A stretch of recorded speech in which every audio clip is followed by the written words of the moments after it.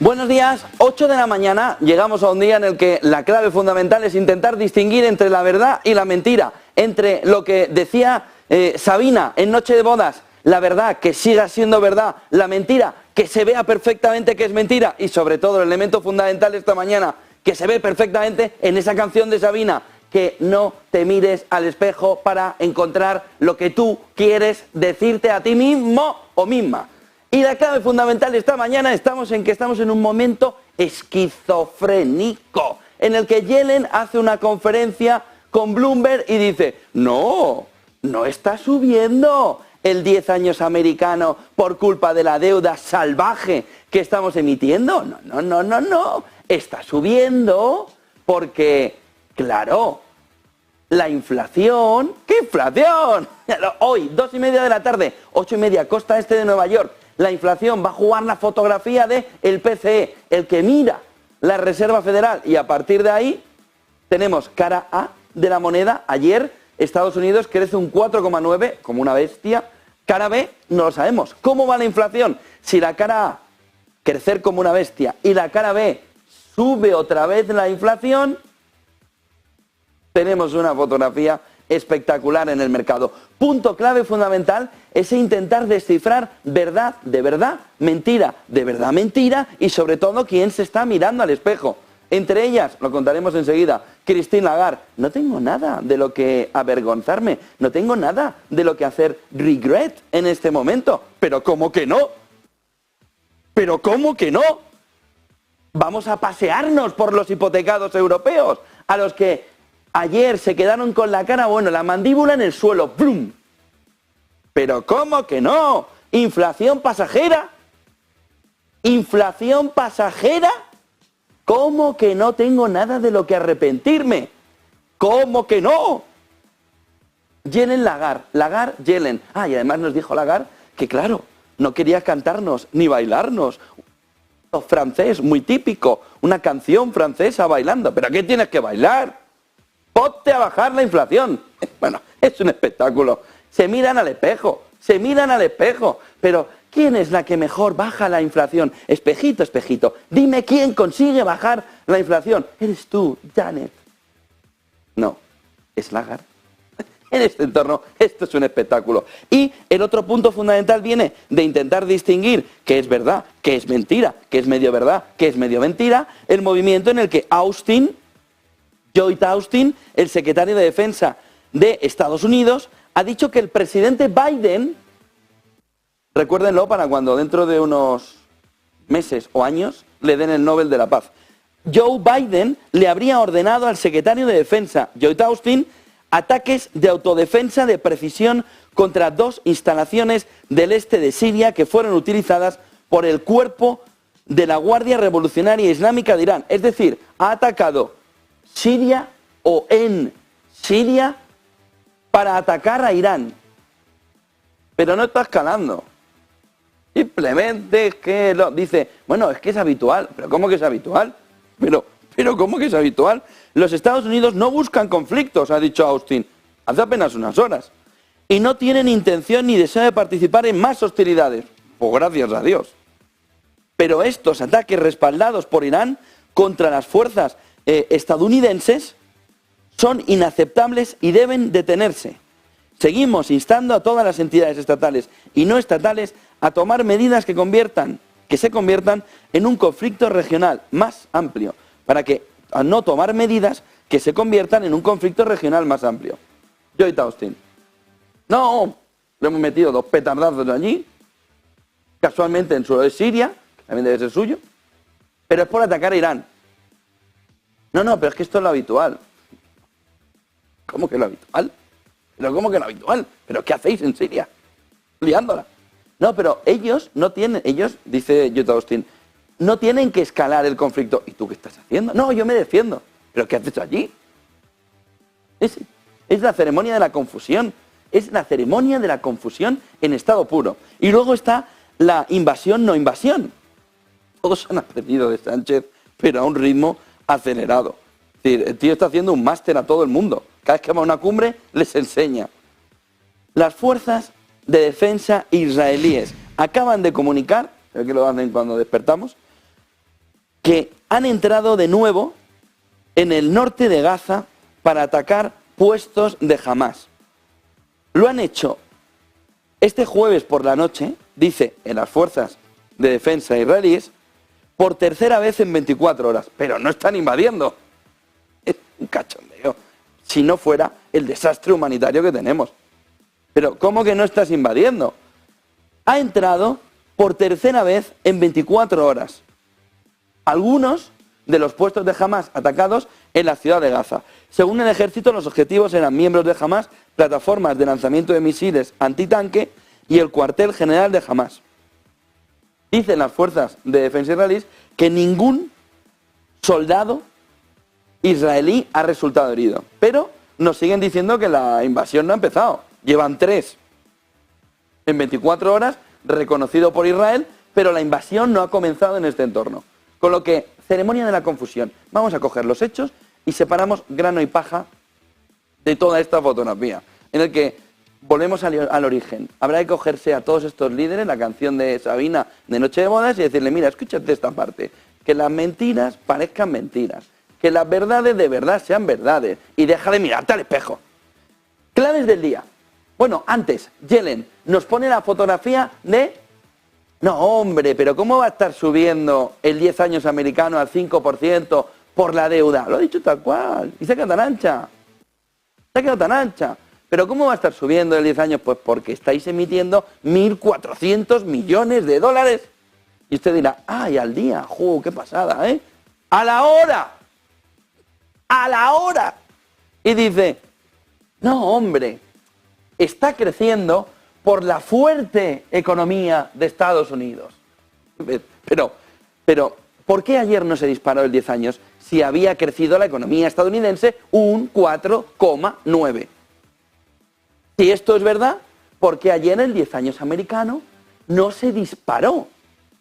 Después de ver que Estados Unidos crecía al 4,9. Están creciendo más que los chinos casi. ¿Por qué? ¿Por qué el 10 años estadounidense ayer no se disparó? Mírenlo aquí. Esta mañana sube un 0,27. Pero el comportamiento que hemos tenido de las últimas horas nos marca un movimiento claro en el que no se disparó ayer en la jornada, en el que tenemos esta caída del 10 años americano. Hombre, Yellen, si el crecimiento de verdad del 10 años americano, que pone en jaque a la renta variable y a la renovación de los préstamos, no solo del gobierno estadounidense, sino de empresas, y que hace ese último paso al conjunto de la economía, en el que ya no hace falta que la Fed siga subiendo los tipos, porque tu deuda se está cargando todo. No, mi deuda no. La fuerte economía, dice en ese evento de Bloomberg. Pero no por la deuda. Vamos, que solo le faltaba decir, pues vamos a seguir emitiendo.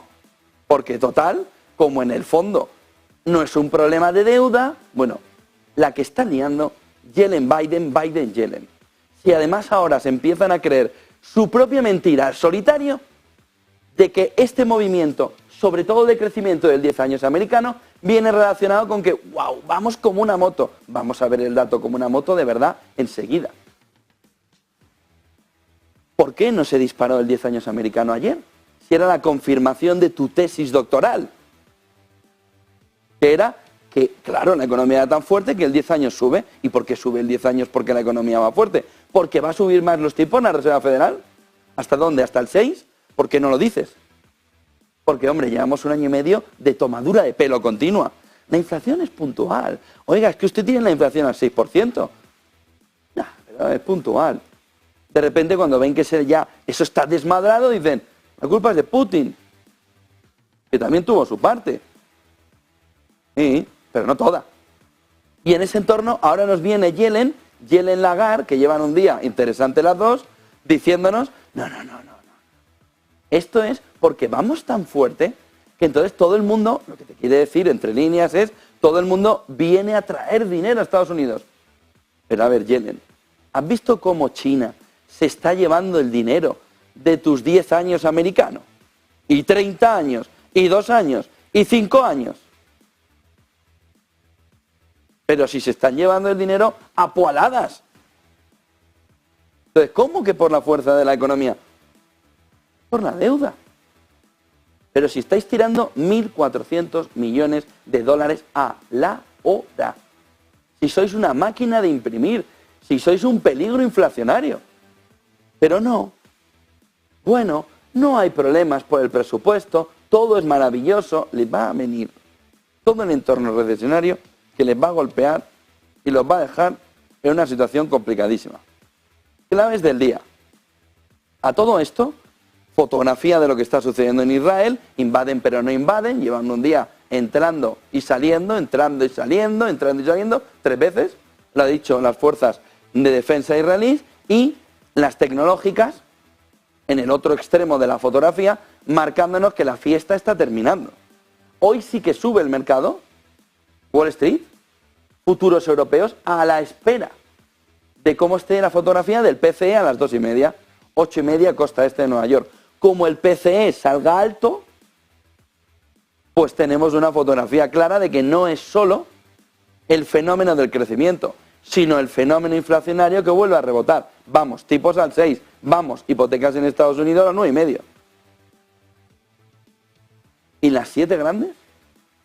Oiga, si usted se coge el SP500 y le quita 7 y lo deja en el SP 493, tiene usted muy claro que las que estaban creciendo eran estas.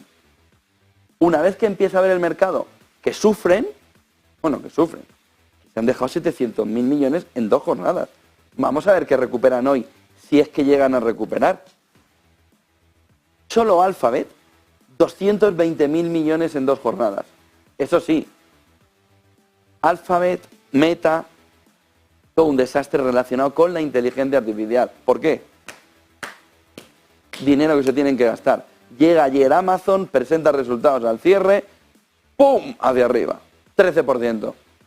Con un crecimiento del beneficio, con un crecimiento de la demanda hacia Amazon espectacular.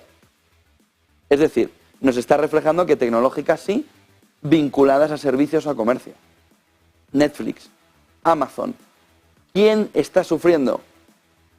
Inteligencia artificial.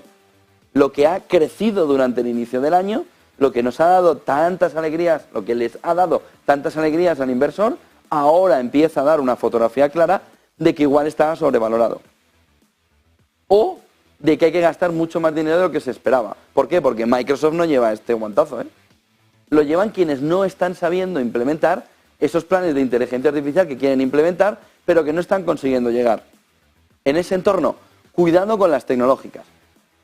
Vimos el dato del crecimiento de la economía estadounidense, ahora veremos en gráficos también, en el último trimestre 4,9, es un dato anualizado, es decir, se coge, no es como el europeo que dimos en el trimestre, un 0,2, un 0,5, un menos 0,2, un 0,8, sino que se coge el dato, los últimos trimestres, y se anualiza para adelante. Oye, el crecimiento debería ser de tal manera que lo nuestro va más orientado a estancarlo en el trimestre, lo suyo va más a una proyección, lo de Estados Unidos.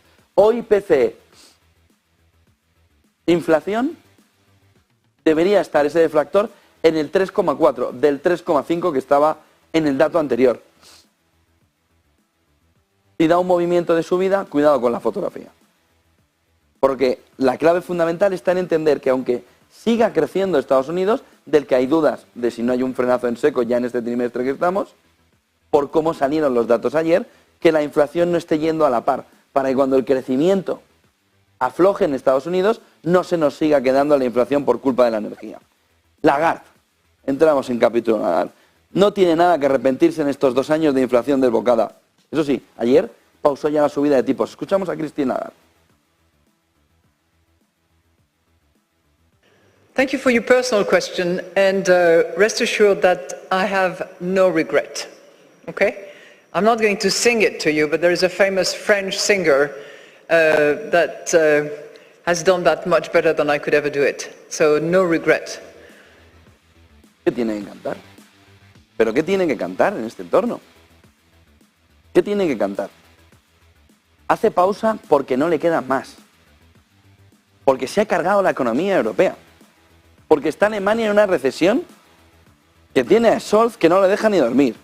Está su Francia natal ya con un PMI desastroso de recesión. Hasta España, vamos a ver hoy datos, dice la INEF que está en un 0,2 negativo. Dicen los analistas que se ha frenado el crecimiento de la economía que iba a la cabeza del crecimiento en Europa, España. Se ha frenado en seco. Ahora en octubre sobre todo. De tal manera que, ¿qué tiene que festejar? ¿Qué tiene que bailar? ¿Qué tiene que cantar? ¿Qué tiene que decir un cantante francés? ¿Qué tiene que poner? Pero a ver, punto número 1. Nos habéis tomado el pelo durante los últimos año y medio, 2 años. Si hubierais dicho a todo el mundo, la inflación no es pasajera, sino que estamos muy preocupados con la inflación, por lo que vamos a hacer un movimiento de subida de tipos agresivo, por lo que se prepare la ciudadanía, que tiene una herramienta muy fácil, que es caminar desde los tipos variables a los tipos fijos hipotecarios. Oiga, ustedes tienen tiempo, haremos un camino de subida. Y a la vez, haberle dicho a los gobiernos, se acabó, se cierra la barra libre. Hay que contener el gasto público, no se puede seguir subiendo ese gasto público en un entorno inflacionario elevado en el que nuestra subida de tipo de interés ahogará al ciudadano, pero no a ese político que lo único que quiere es ganar votos a base de gastar, política. Pero no hicieron eso.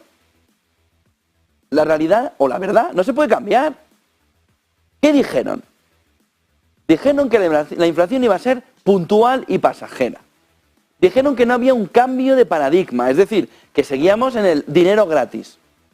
Dijeron que no necesitarían mucha subida de tipos de interés. Incluso Putin ya había atacado en Ucrania, ya estaba la guerra de Ucrania en marcha y el Banco Central Europeo, con inflaciones, por ejemplo, del 6% en España, no subía los tipos de interés. Mayo de 2022. La inflación desbocada. Y Lagarde advirtiendo que sí que harían alguna subida de tipos de interés. Que sí que harían alguna subida de tipos de interés. Y tienen la tasa de depósito en el 4% y los tipos de interés en el 4,5%. Oiga, no sé si usted tiene algo de lo que arrepentirse. Que probablemente su conciencia no le dictamine nada para lo que arrepentirse, ni la de Luis de Guindos. Pero la realidad es que el ciudadano sí tiene muchas cosas de las que arrepentirse de que ustedes hayan llegado al Banco Central Europeo. Porque por proteger a las élites, por proteger a los políticos, por proteger a los poderosos, por proteger el estatus o el orden, en el foro de Davos, lo que se le ha hecho es empobrecer a la población, no dándole la suficiente transparencia de una información evidente para unos economistas del Banco Central Europeo que tenían la visión perfecta de que la inflación se les había ido de las manos. Y no dieron el mensaje a la población, prefirieron proteger a los poderosos y a esos gobiernos para que siguieran inundando de gasto público la economía, mientras el ciudadano, un año y medio después, ve que no puede hacer ni la mitad de las cosas que hacía antes. Ve que va a la cesta de la compra y que aquello está por las nubes. Ve que va a poner gasolina y que mejor se queda en casa. Ve que le han subido la hipoteca y que empieza a no poder tener presupuesto suficiente. Y eso que al menos mantiene el puesto de trabajo. Aunque sea a duras penas, lo que ese salario que antes le daban, ahora le dé para vivir. Hombre, Lagarde. Una cosa es que tu conciencia no te saque ninguna lucecita de alerta sobre que deberías arrepentirte. Y otra cosa es que nos restriegues en la cara a todos los europeos que no tienes nada de lo que arrepentirte. En formato, la inflación es pasajera. ¿Cómo que pasajera? Si nos está hundiendo la cabeza la inflación. ¿Cómo que pasajera? Si has tenido que llevar a la economía alemana y francesa hasta la recesión para conseguir bajar algo la inflación, que no la tienes en el 2%. Que como te meta un repunte ahora mismo la inflación por el lado energético, te va a volver a poner la inflación por las nubes. Pero no tienes nada de que arrepentirte. Solo haber llegado tarde, solo no haber sido transparente con los ciudadanos, que como no te votan en el Banco Central Europeo, no parecen tener la suerte de poder contar con tu advice de verdad necesario en un momento como el que había, donde las hipotecas estaban al 1% y ahora caminan Euribor más tipo por encima del 5%, pero no tienes nada que arrepentirte porque te dan igual los ciudadanos, porque si no, ¿y qué tienes algo de lo que arrepentirte? Y mucho. Y Luis, también tú, como vicepresidente del Banco Central Europeo. Hombre, igual debíais haber sido un pelín más transparentes. No, pero es que entonces no habría hecho efecto nuestras medidas de subida. ¿Y por qué a los políticos les permitís todo? ¿Y por qué ellos sí que tienen manga ancha? ¿Y por qué al ciudadano le aplastamos? Nos aplastáis. Mientras el político de turno sigue gastando como si no hubiera un mañana, aun a sabiendas de que ese gasto eleva la inflación de manera exagerada y no la barra de pan que tiene que ver si compra o no compra hoy por ser 27 o 28 de octubre. Y están en fin de mes. Hombre, esto no se puede permitir. No se puede permitir. Están ahí cobrando un sueldo público para la gestión de lo público para todos, no para unos pocos, que además casualmente son los más ricos, son los que dirigen, son los que mandan, son los que tienen más información, son los que además tienen el dinero público.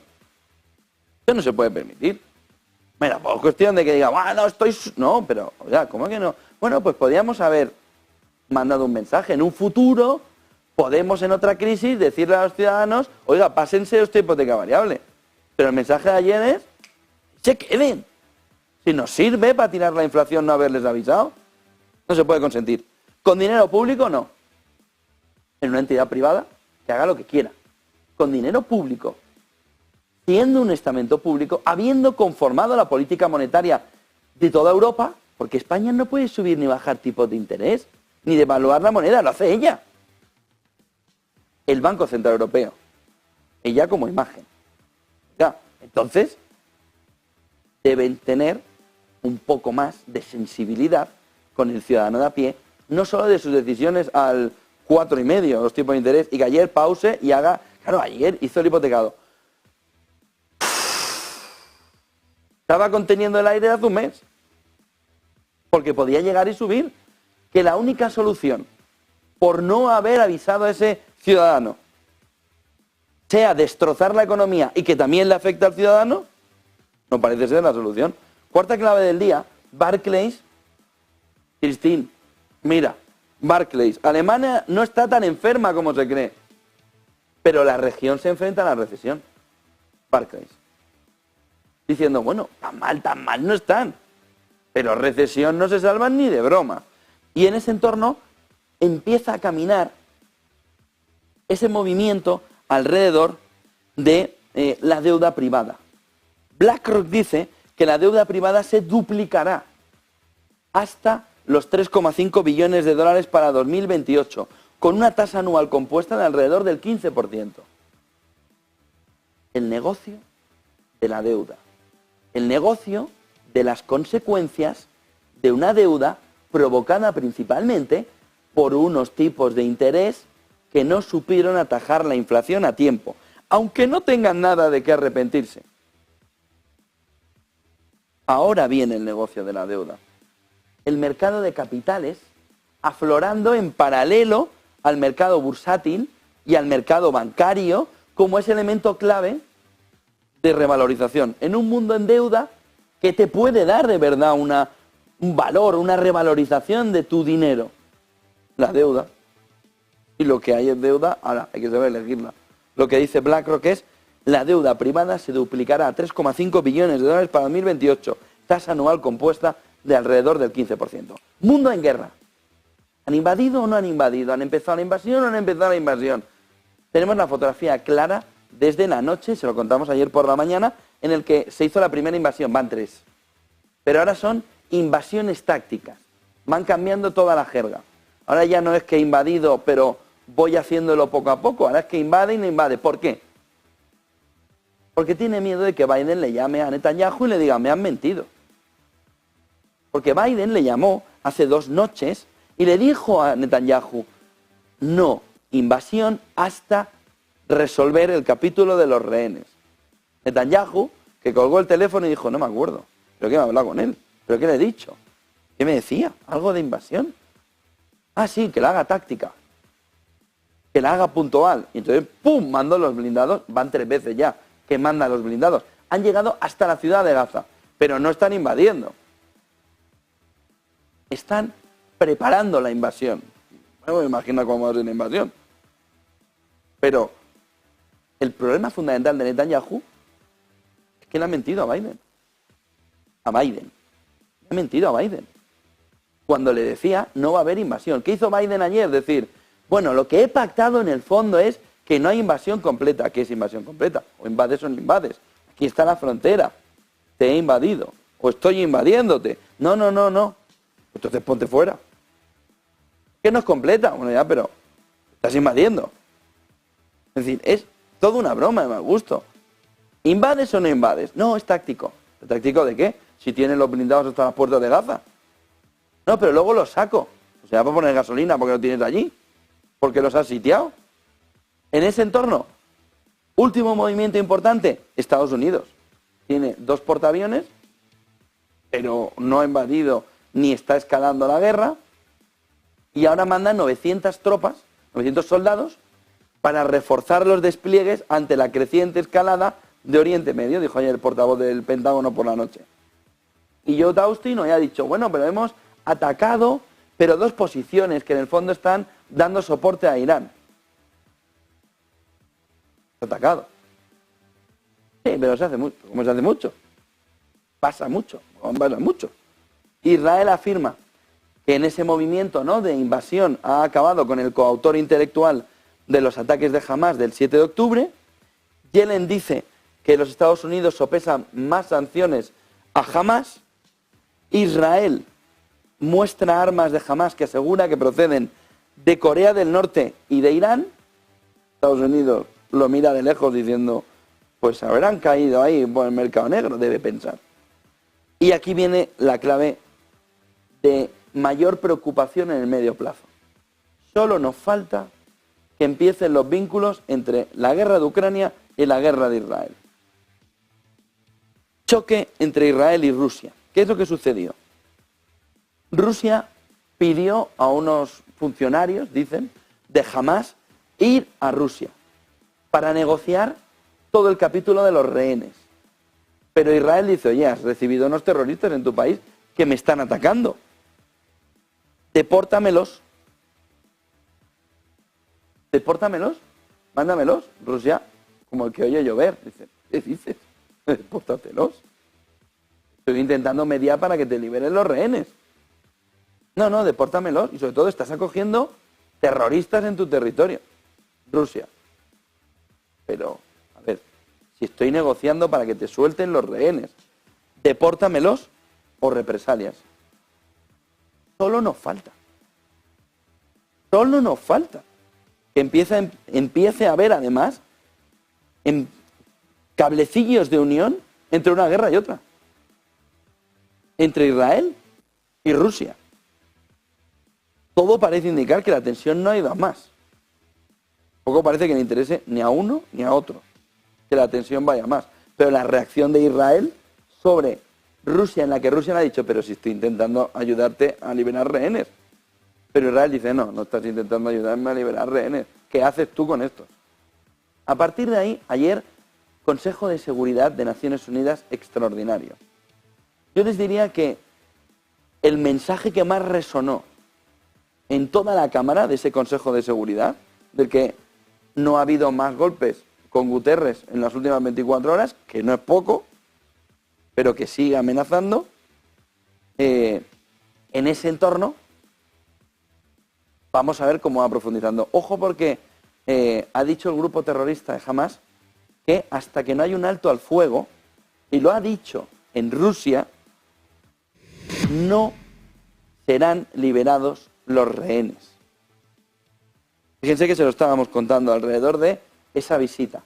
Acaba de decir en Rusia, con Rusia, Hamás, que los rehenes no serán liberados hasta que exista un alto el fuego. En Moscú lo ha dicho. Vamos a ver la respuesta que tiene Israel a toda esa fotografía. Hasta que no se acuerde un alto el fuego, no habrá una liberación de rehenes. Última hora desde Rusia, en la que el grupo terrorista Hamas está también dando ese mensaje a Israel y a Estados Unidos. Les decía, Consejo de Seguridad, dejando a un lado toda la crisis provocada alrededor de Israel, Guterres, Israel, ayer un mensaje resonó en el conjunto de la ONU. Es el del embajador de Palestina ante Naciones Unidas, en el que ponía de una manera muy clara dónde está también ese sentir del pueblo palestino en este entorno. Para millones de palestinos no hay hogar al que volver, porque algunos sienten tanto dolor. ¿Por qué algunos sienten tanto dolor por los israelíes y tan poco dolor por nosotros?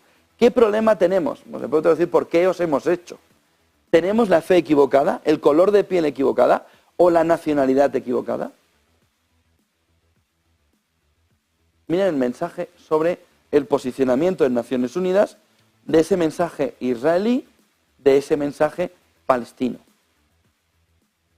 Miren el siguiente gráfico que nos marca también de qué manera el ministro de Relaciones Exteriores de Irán, Hossein Amirabdollahian, que es el que ha ido escalando desde Irán la respuesta, ha apuntado también que de acuerdo con las negociaciones, y lo está refrendando también con lo que está diciendo desde Moscú Hamas estaría listo, el grupo terrorista Hamas estaría listo para liberar a los prisioneros civiles. Por otro lado, dice, el mundo debería apoyar la liberación de 6.000 palestinos en prisiones israelíes. Vale, fotografía clara puesta por Irán. 6.000 detenidos que están en cárceles, prisiones israelíes, por los rehenes. 206.000. Y el alto al fuego dicho esta mañana. De tal manera que el mercado ve, hay mucha palabra, hay poca escalada, a pesar de que Lloyd Austin hoy ha confirmado que se había lanzado ese ataque sobre 2 bases tácticas que tendría en este entorno Irán dentro de Siria. Y que lo que buscaría ahí es luchar contra terroristas.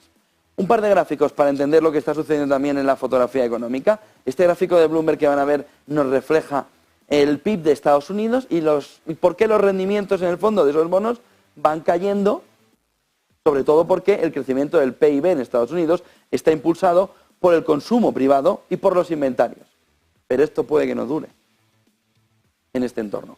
Por eso cuando hoy Janet Yellen dice, la clave fundamental está alrededor de lo que está haciendo la economía estadounidense, no de nuestra deuda, error.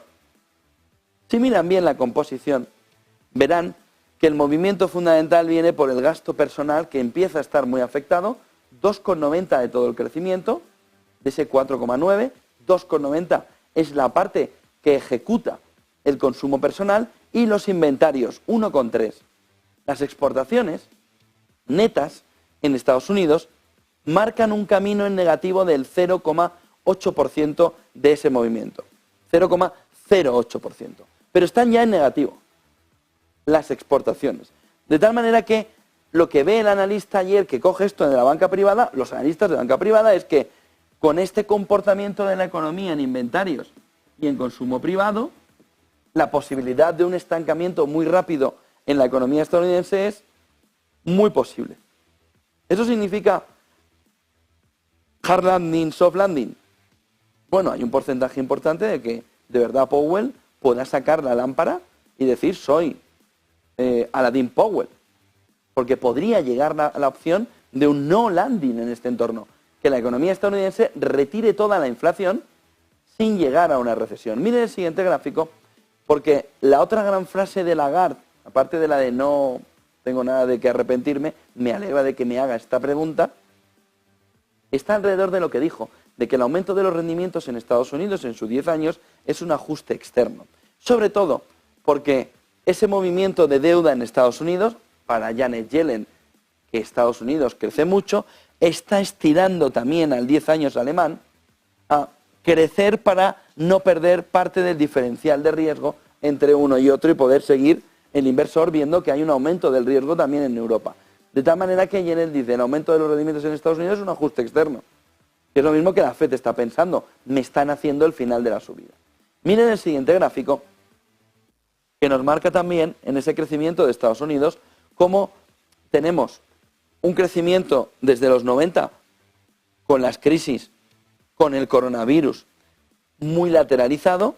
Lo que empezamos a tener ahora, o lo que nos había dado es, teníamos un crecimiento en descenso en Estados Unidos, el repunte es muy agresivo. 2,6 por el consumo, 1,47 por los inventarios, 0,79 por el gasto público. No es el gasto público esta vez lo que ha hecho que el crecimiento en Estados Unidos vaya hasta el 4,9. No es ese crecimiento del gasto público la clave fundamental, es el consumo privado y son los inventarios, pero no es en este caso el gasto público. Nasdaq, con la fotografía de anoche en el que cae un 11% desde el máximo de julio, máximo aquí de julio, caída del 11%. ¿Qué dicen los analistas? Hay un territorio de corrección ahora mismo marcado en las tecnológicas después de un inicio de año potente. Miren el siguiente gráfico que nos marca también esta mañana de qué manera estas 7 magníficas, con un S&P que ha estado viviendo de ellas, siguen correspondiendo en todo el índice el 29,6%, de tal manera que su importancia todavía es capital para ver que si las tecnológicas no consiguen recuperar terreno, Amazon les puede echar una mano importante en la jornada de hoy.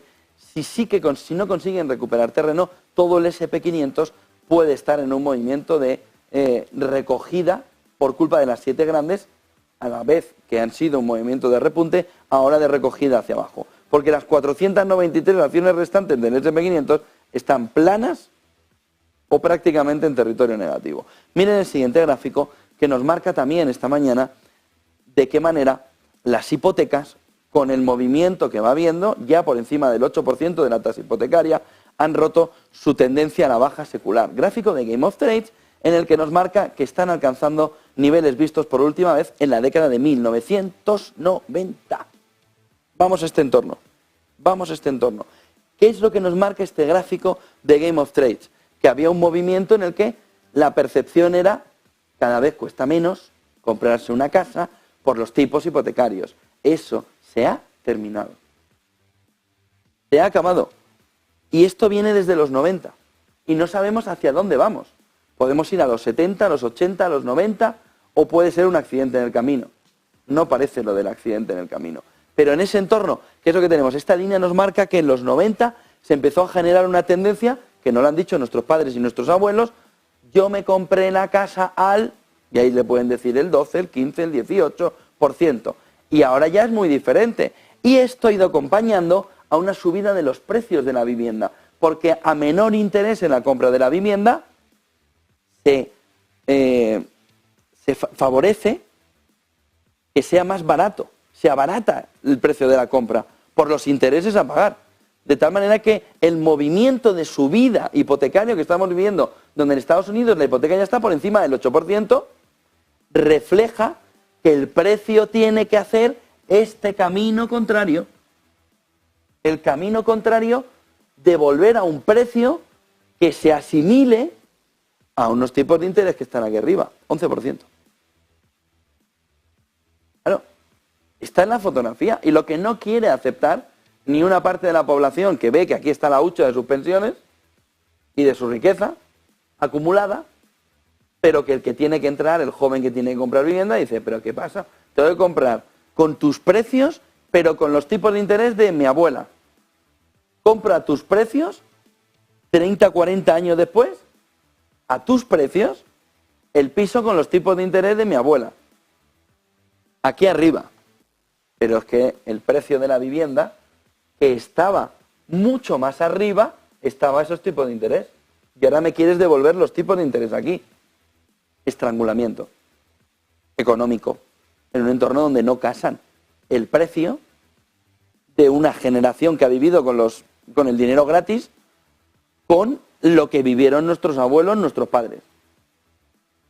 11, 12, 18%, 15%, 16%. Hombre, no son los mismos precios.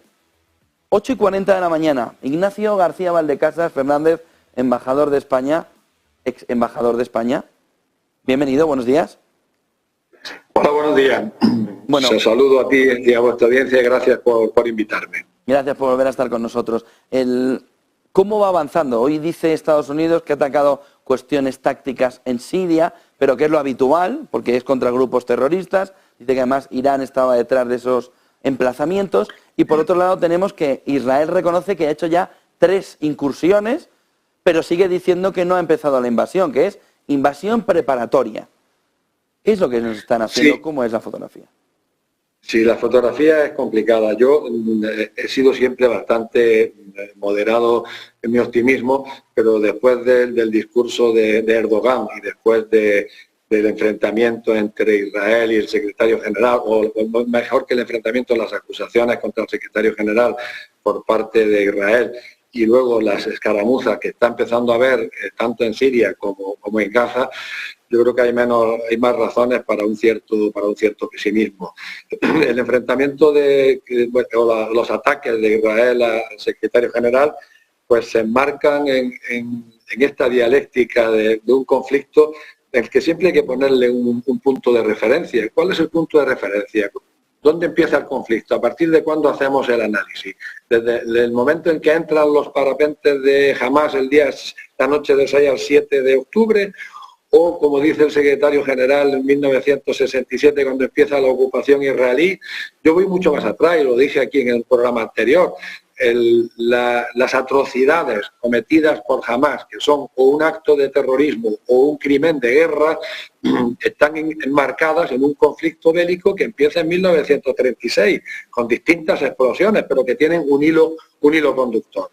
Le podemos llamar banda terrorista, le podemos llamar facción armada, le podemos llamar movimiento de liberación, como ha hecho el presidente de Turquía, Erdogan. Pero eso, siendo importante, es menos importante de cómo califiquemos sus acciones. Y las acciones, sean un acto de terrorismo o sean un crimen de guerra, pues son acciones que van en contra del derecho internacional y en contra de los derechos humanos, en contra de los más conceptos básicos que regulan las relaciones internacionales y la realidad jurídica dentro de los distintos estados.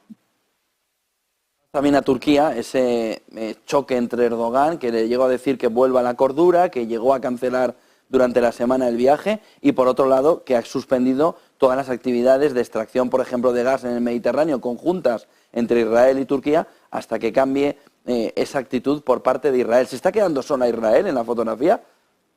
No, Israel no se va a quedar jamás sola, porque tiene el apoyo incondicional, absoluto de Estados Unidos, por razones estratégicas, pero sobre todo por razones religiosas, y va a tener el apoyo de una parte importante de los países miembros de la Unión Europea y también fuera de la Unión Europea, en Europa el Reino Unido. Israel no va a estar nunca solo y nunca le van a faltar apoyo y le van a sobrar ayudas.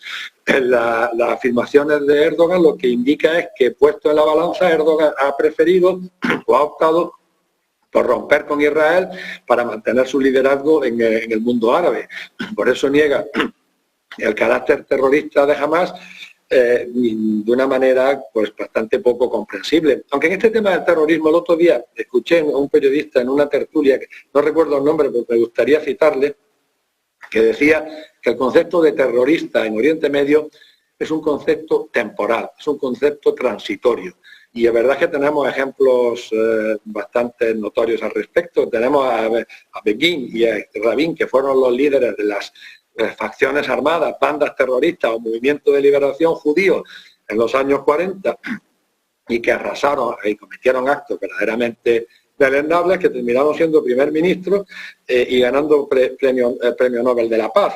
Recordemos que Begin tenía prohibida la entrada en el Reino Unido porque su banda había volado por los aires el hotel King David con la plana mayor del ejército británico dentro, que murieron 91 personas, 91 militares Entonces, y Yasser Arafat, también un terrorista reconocido que terminó siendo el líder de la autoridad palestina y que también recibió el premio Nobel, ¿no? O sea, que son conceptos que hay que ser bastante prudentes a la hora de utilizar. Lo más importante son calificar las acciones. Y las acciones, lo ha dicho claramente el secretario general, una atrocidad que hay que condenar absolutamente, la de Hamás, desde todos los puntos de vista, no puede justificar que otra parte cometa otra atrocidad. Y por eso el razonamiento de Guterres ha sido: es condenable totalmente lo que hace Hamás, pero eso no justifica los bombardeos indiscriminados de Israel en Gaza. Como señalé el otro día, en los 6 primeros días hubo 6.000 bombas teledirigidas, inteligentes, de precisión. Supongamos ahora que estamos a 27 de octubre, que haya habido 15.000 bombas de precisión teledirigidas. ¿Quiere decir eso que hay 15.000 objetivos militares específicos de Hamás? Eso no lo tendrán que decir los expertos militares. Yo, de luego, me planteo algunas dudas y no me cuesta trabajo creer que haya más de 15.000 o 20.000 objetivos militares de Hamás. Y claro, cuando te niegas a pedir un alto el fuego, ¿qué estás haciendo? Cuando te niegas a pedir un alto el fuego, lo que estás haciendo es reconocer o aceptar que los bombardeos indiscriminados de Israel forman parte de su derecho a su defensa, que los miles, ya cerca de 10.000 civiles que han muerto en la Franja de Gaza son daños colaterales. Claro, eso tiene poca defensa. Pero si quieres ahora hablamos de la decisión de la Unión Europea, que muestra una pequeña luz de esperanza. Enseguida, pero me gustaría antes preguntarte por Rusia. ¿Jamás ha tenido una delegación o tiene una delegación ahora mismo en Rusia? Eso no ha gustado en Israel, que además ha pedido que le deporte a esos terroristas, a lo que Rusia que directamente ni ha contestado. Pero esta mañana Hamás ha dicho que no se va a liberar a los rehenes hasta que no haya un alto el fuego. Y luego Irán, por su parte, que está mediando junto con Qatar y con Egipto, ha dicho que se liberarán esos rehenes, 222, ¿no?, en la última cifra que habían dado, si también se liberan 6.000 palestinos que están en cárceles israelíes. ¿El papel de Rusia en este entorno, que pidió desde el primer momento María Zakharova, cuál es el papel de Rusia? Rusia ha tenido unas relaciones muy estrechas y tiene relaciones muy estrechas con Israel. Recordemos que Netanyahu es el único líder que ha acompañado, hasta que estalló la guerra de Ucrania, acompañaba a Putin el 8 de mayo y presentaba, cogido de la mano de Putin, la corona al soldado desconocido durante años y años. Putin tiene una gran admiración por el pueblo judío. Su padre adoptivo era un judío, su instructor de judo era un judío, y yo le vi llorar amargamente y desconsoladamente el día que se murió su padre adoptivo, abrazado al féretro, no estando yo destinado en Moscú. Pero al mismo tiempo ha tenido una relación muy estrecha con la autoridad palestina y con Hamás, incluso con Hamás. Que Hamás esté en Moscú, pues es algo que ha ocurrido con cierta frecuencia en los últimos años. Que Rusia esté intentando mediar para que se liberen los rehenes que tiene Hamás, pues entra dentro de lo plausible. Y lógicamente, si tú tienes a una delegación extranjera que has aceptado en tu país, lo que no vas a hacer bajo ningún concepto, porque eso iría en contra de las normas y las costumbres internacionales, es detenerle y deportarle a un país sin que haya habido un proceso debido y un pliego de cargo, en fin, siguiendo los procedimientos habituales en estos casos, ¿no? Que los 6.000 presos, bueno, hay que tener eso hay que también que conocerlo. Israel mantiene de manera permanente y sistemática una población carcelaria palestina en los territorios ocupados de alrededor de 10.000, entre los cuales hay varios cientos de niños menores, no de 18 ni de 16, sino menores de 13 años. Y luego siempre hay varias centenas, eso también conviene saberlo, varias centenas de presos palestinos que van entre los 300 y los 800, aunque el número varía, que son presos que no están condenados, que no tienen una condena, no tienen una sentencia, no tienen un proceso, no tienen una acusación, no tienen una imputación.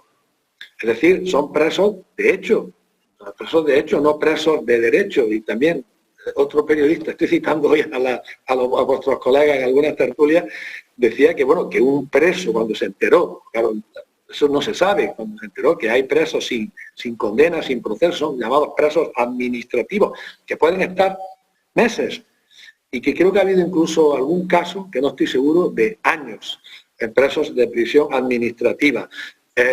Pues te decía que este colega vuestro, pues que era lo más cercano o lo más parecido a un rehén. Cuando tienes a alguien en la cárcel al que no le acusas de nada y al que no le condenas por nada, ¿no?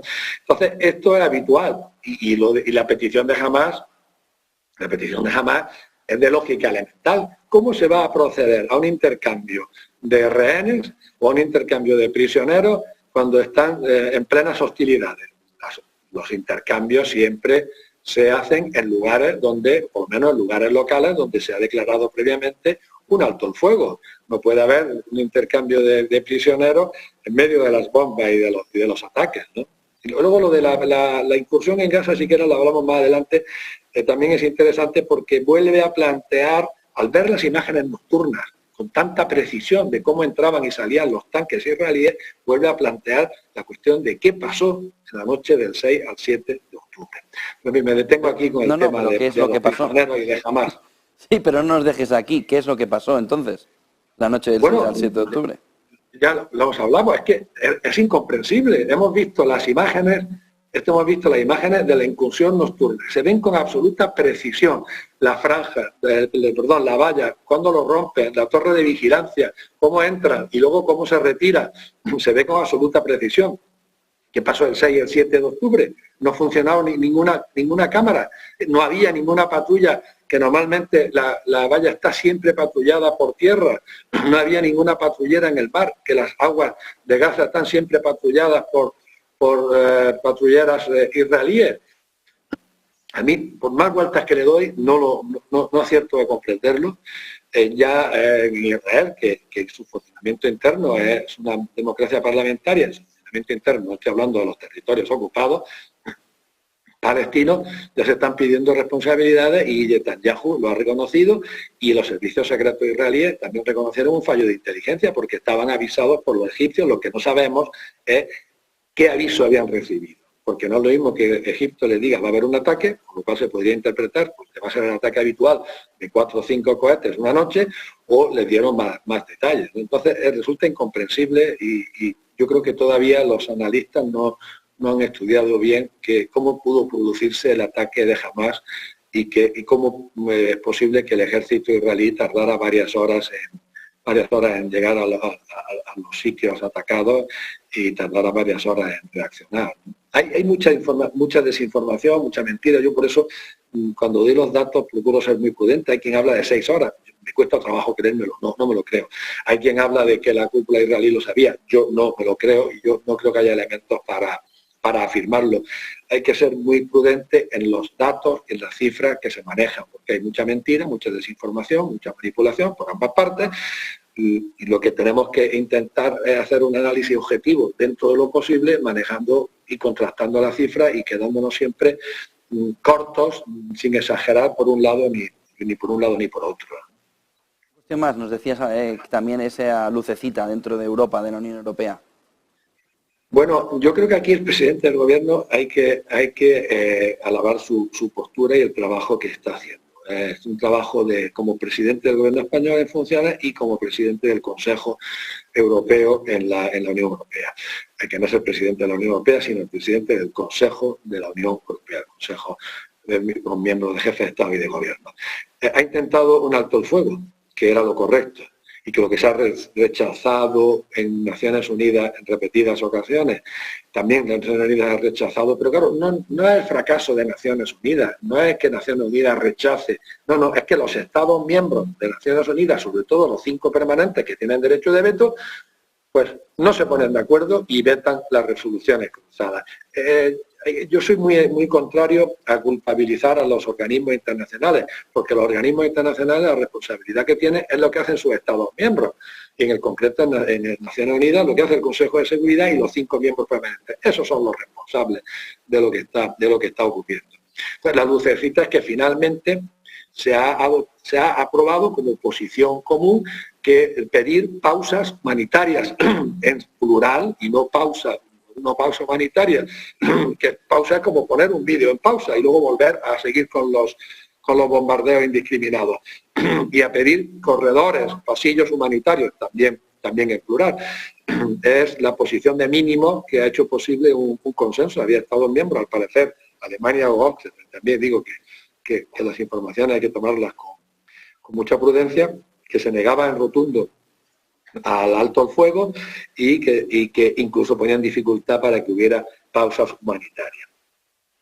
Y vuelvo a insistir, oponerse a pedir un alto el fuego equivale a aceptar que la actuación de Israel se enmarca en su derecho a la defensa y se enmarca en el respeto al derecho internacional de guerra y el derecho internacional humanitario.